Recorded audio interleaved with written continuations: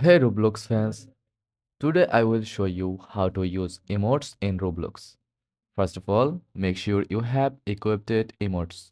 Go to the avatar editor in Roblox, click on animations and select emotes.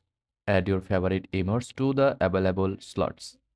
Now, join any Roblox game that supports emotes.